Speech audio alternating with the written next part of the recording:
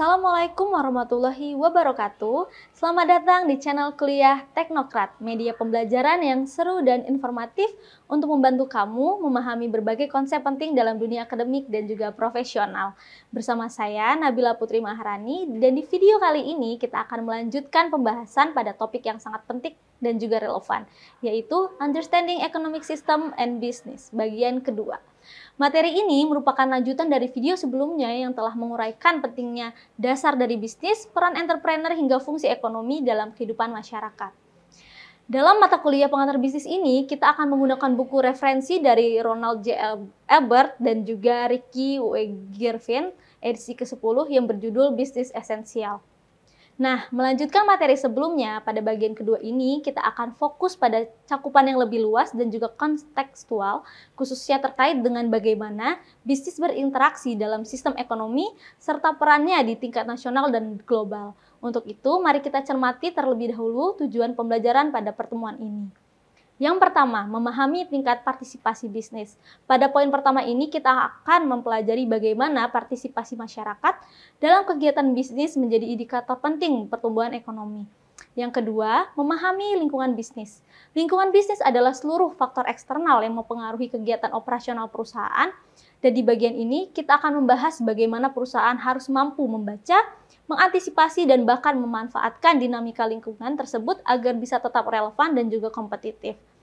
Yang ketiga, yaitu memahami sistem ekonomi yang berlaku di dunia dan Indonesia. Tujuan ini mengajak kita untuk memahami bagaimana sistem ekonomi seperti sistem kapitalisme, sosialisme, komunisme, dan juga sistem ekonomi campuran. Dan yang keempat adalah memahami indikator sistem perekonomian. Di bagian ini adalah hal yang sangat penting bagi siapapun yang ingin menganalisis kondisi ekonomi suatu negara. Indikator-indikator seperti produk domestik bruto atau PDB, inflasi, suku bunga, dan juga pengangguran, dan indeks harga konsumen akan kita bahas secara rinci. Kita akan mempelajari bagaimana masing-masing indikator ini diukur dan apa maknanya dan bagaimana mengimplikasikannya. Dengan memahami keempat tujuan pembelajaran ini, diharapkan Anda tidak hanya memiliki pemahaman teoritis, tetapi juga mampu menerapkan dalam menganalisis dinamika ekonomi dan bisnis kehidupan nyata. Setelah kita memahami bersama tujuan utama dari pembelajaran kali ini, mari kita mulai dengan pembahasan poin pertama dari tujuan pembelajaran, yaitu tingkat partisipasi dalam kegiatan bisnis.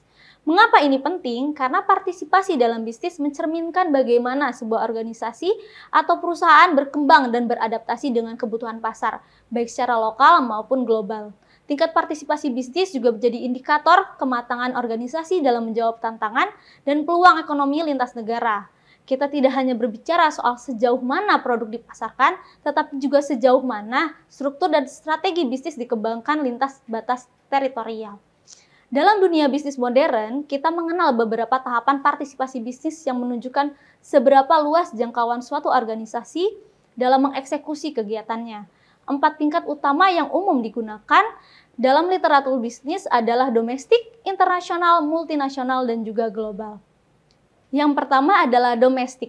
Pada level ini, kegiatan bisnis masih bersifat lokal ataupun nasional. Artinya, produk dan layanan hanya dipasarkan di dalam negeri. Fokus perusahaan adalah memenuhi kebutuhan pasar dalam negeri, mengikuti regulasi nasional, serta bersaing dengan perusahaan lokal lainnya. Contohnya adalah toko retail, seperti perusahaan manufaktur kecil, jasa maupun seperti bengkel, salon, UMKM, dan lainnya. Kemudian yang kedua adalah internasional. Seiring waktu, banyak perusahaan mulai merasakan bagaimana pasar domestik mulai jenuh dan pertumbuhan mulai stagnan. Maka mereka mencari pasar baru di luar negeri melalui ekspor maupun kerjasama distribusi. Partisipasi internasional biasanya ditandai dengan ekspor barang, kemitraan lintas negara, atau penyediaan jasa lintas batas. Kemudian yang ketiga yaitu multinasional. Jika perusahaan sudah membangun pabrik ataupun kantor cabang secara fisik di negara lain, maka mereka telah memasuki tahap multinasional. Ini adalah bentuk ekspansi lebih lanjut, di mana perusahaan tidak hanya menjual produk ke luar negeri, tetapi juga melakukan produksi, pemasaran, hingga pengelolaan sumber daya manusia secara langsung di beberapa negara. Yang keempat adalah global. Ini adalah tingkat partisipasi tertinggi dari perusahaan. Perusahaan global memandang dunia sebagai satu pasar besar.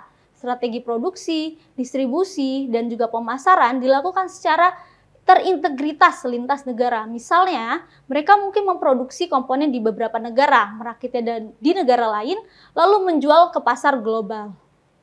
Seperti contohnya adalah Apple, Amazon, ataupun Samsung yang termasuk kategori dari perusahaan global. Mempelajari tingkat partisipasi bisnis ini tidak hanya penting untuk memahami geografi pemasaran, tetapi juga untuk memahami bagaimana perusahaan menyesuaikan diri dengan tantangan seperti globalisasi, perbedaan budaya, nilai tukar mata uang, dan juga hambatan perdagangan. Di era digital saat ini, bahkan bisnis skala kecil pun dapat memperluas jangkauan internasional mereka dengan menggunakan platform e-commerce, digital marketing, dan logistik global. Ini artinya batas antara bisnis domestik dan global itu semakin tipis. Setelah kita memahami berbagai tingkat partisipasi bisnis, mulai dari skala domestik hingga global, maka pembahasan selanjutnya akan membawa kita pada suatu aspek yang sangat esensial dalam dunia bisnis, yaitu lingkungan tempat bisnis itu beroperasi. Tidak ada satupun entitas bisnis yang berjalan di ruang hampa, seperti keputusan, strategi, dan arah perkembangan suatu organisasi sangat dipengaruhi oleh tingkat lingkungan bisnis yang bersifat dinamis. Dinamis di sini bermakna bahwa lingkungan bisnis bersifat terus-menerus berubah, tidak statis dan syarat dengan ketidakpastian yang bisa muncul secara tiba-tiba. Lingkungan bisnis terbagi menjadi dua komponen besar, yaitu internal dan juga eksternal.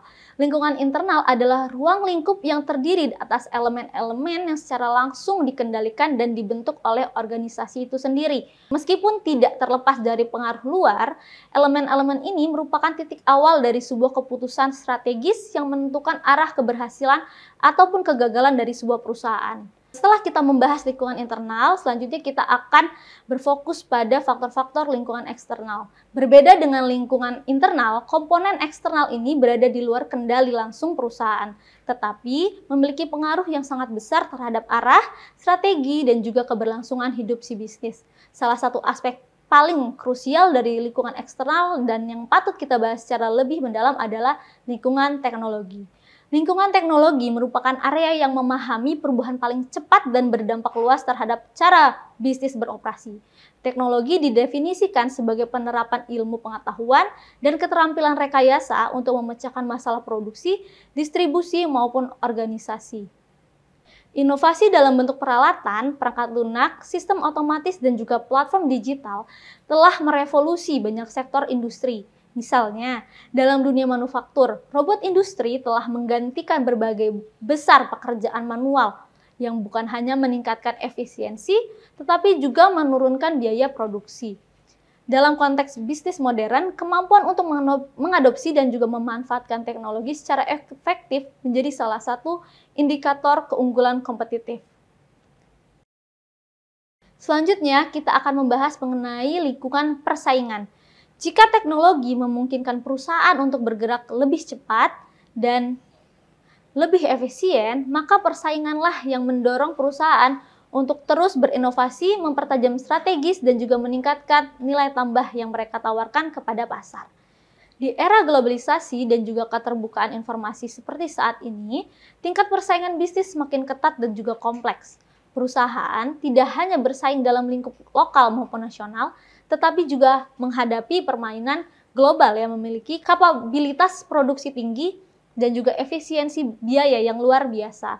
Oleh karena itu, fokus bisnis tidak lagi cukup pada hanya penghasilan produk yang bebas dari cacat, namun juga kualitas yang tentunya mampu memberikan nilai yang nyata, yakni kombinasi antara kualitas tinggi, layanan prima, dan juga harga yang kompetitif. Setelah kita memahami bagaimana intensitas persaingan menurut perusahaan untuk terus meningkatkan kualitas, nilai, dan juga kecepatan pelayanan melalui pemberdayaan dan juga responsivitas dalam pelanggan, kita perlu menyadari bahwa keberhasilan strategi bisnis tidak hanya ditentukan oleh efisiensi internal dan juga keunggulan kompetitif. Dalam konteks yang lebih luas, ada elemen-elemen lingkungan eksternal yang sangat mempengaruhi, namun tidak hanya dikendalikan secara langsung, namun dikendalikan juga dari luar, yaitu adalah lingkungan sosial, budaya, dan juga demografi, yang menjadi faktor penting dalam menentukan arah strategi pemasaran, desain produk, dan juga bahkan struktur organisasi. Lingkungan sosial budaya mencakup norma, adat istiadat, nilai, kepercayaan, juga gaya hidup yang berlaku dalam suatu masyarakat tempat organisasi beroperasi. Nilai-nilai ini mempengaruhi apa yang dianggap etis, sopan, ataupun layak dalam bisnis. Misalnya, produk yang diterima di suatu negara bisa saja ditolak di negara lain karena alasan nilai budaya ataupun religius. Oleh karena itu, perusahaan harus memiliki kepekaan budaya agar mampu menyesuaikan produk, komunikasi pemasaran, dan juga pendekatan pelayanan terhadap karakteristik sosial masyarakat lokal. Selain itu, preferensi pelanggan juga sangat dipengaruhi oleh latar belakang budaya. Pilihan gaya hidup, warna, jenis makanan, ataupun bentuk hiburan yang digemari bisa saja sangat beragam antar budaya. Perusahaan yang tidak memahami dinamika ini beresiko mengalami kegagalan penetrasi dalam pasar, karena produk mereka tidak relevan dengan budaya-budaya ataupun selera konsumen lokal. Lebih jauh lagi, budaya juga mempengaruhi sikap pekerja terhadap pekerjaan.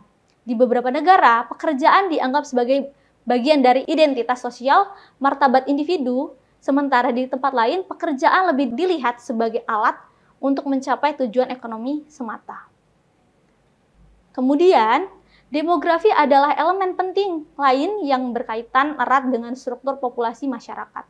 Demografi mencakup data statistik mengenai usia, jenis kelamin, etnisitas, kepadatan penduduk, tingkat pendidikan, dan lain-lain.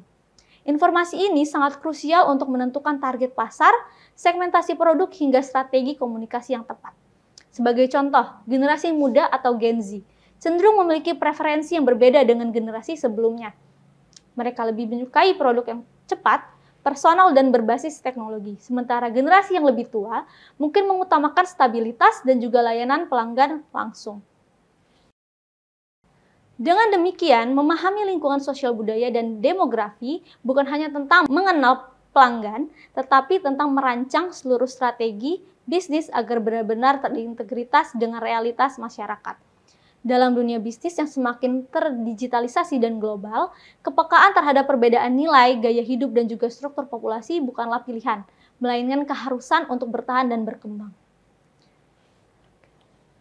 Setelah kita membahas tentang bagaimana lingkungan sosial budaya dan demografis membentuk preferensi konsumen, serta mempengaruhi strategi organisasi secara lokal, kini saatnya kita melihat gambaran yang lebih luas, bagaimana dinamika global turut menciptakan tantangan sekaligus peluang bagi pelaku bisnis.